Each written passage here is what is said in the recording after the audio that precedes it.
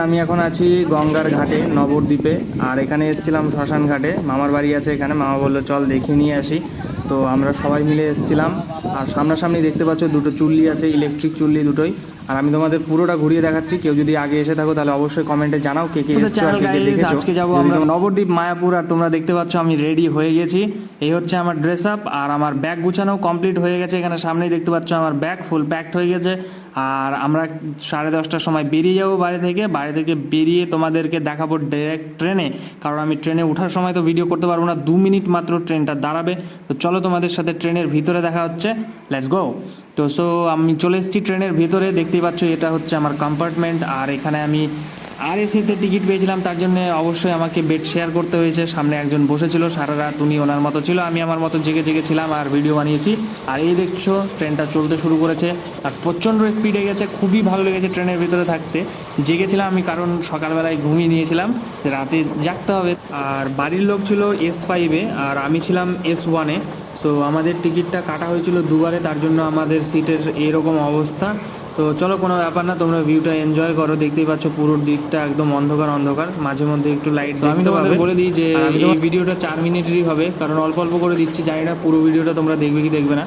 আর আমি চলে এসেছি এখন পরের স্টেশনে দেখতে পাচ্ছ একটা গাড়ি পাস হচ্ছিলো আর আমাদেরকে বসিয়ে রেখেছিলো। এটা সম্ভবত ধুলিয়ান স্টেশন ছিল। যে তোমরা যদি কেউ এই টাইম অবধি দেখে থাকো এই ভিডিওটি, তাহলে অবশ্যই যে ফেসবুকে দেখছো সে ফলো করো, লাইক করো, অ্যান্ড একজন বন্ধুর সাথে অবশ্যই শেয়ার করো। আর যে দেখছো ইউটিউবে সে লাইক শেয়ার সাবস্ক্রাইব করতে প্লিজ ভুলো না। আর একজন শেয়ার করো একজনের সাথে, প্রত্যেককে বলো শেয়ার করতে। আর আমি খুব কষ্ট করে ভিডিওটা বানাচ্ছিলাম রাত্রে, তো তার জন্য তো একটা লাইক হয়। তো চলো করে দিও, আর বেশি কিছু বলছি না। সো এখন তো এখানে আমার সামনে আমার কো প্যাসেঞ্জার ঘুমাচ্ছে আর আমি এখানে পা মেলে দিয়ে বসে আছি। উনি ওনার জায়গাতে একটু কুচিমুচি হয়ে ঘুমিয়েছিল, আমার পা রাখার জায়গা ছিল। সো আমি ভালো করেই বসে গিয়েছিলাম। আর এই লোকটা ভালো ছিল, খুব কথা বলেছিল, অনেক গল্প করেছিল। আর এই হচ্ছে আমি রাত্রেবেলা, দেখতেই পাচ্ছ শার্ট খুলে দিয়েছিলাম, কারণ যখন ট্রেন থেমে থাকে প্রচণ্ড গরম লাগে। ওনাকে ওনার মতো ছেড়ে দিই। আর হচ্ছে চলো দেখা হচ্ছে একদম নবদ্বীপ নেমে, কারণ রাতের অন্ধকারে আর বেশি কিছু দেখানোর নেই। এখানে দেখতেই পাচ্ছ খাগড়াঘাট স্টেশনে আছি। তো চলো এরপরে একদম ডিরেক্ট দেখা হচ্ছে তোমাদের নবদ্বীপে। এখন বাজে রাত 2:30 আর আমরা পৌঁছে গেছি নবদ্বীপে। তোমরা দেখতে পাচ্ছ যেমনটা কিনা। এখানে আমরা এখন সিঁড়িতে করে উঠছি, সামনে দিদি আর মাসি, আর এই হলাম আমি। এখন ব্যাগ নিয়ে দেখতে পাচ্ছ হাতের মধ্যে কতগুলো ব্যাগ, সবার ব্যাগ আমাকে নিতে হচ্ছে। আর এই হচ্ছে নবদ্বীপ স্টেশন রাত্রে। আর রাত্রের ভিউটা তোমরা জাস্ট চেক করো, খুবই সুন্দর লাগছিল রাত্রের ভিউটাও। আর পুরো দিকে প্রচুর মানুষ ছিল, কারণ এটা একটা তীর্থ স্থান আর তীর্থস্থানের স্টেশন।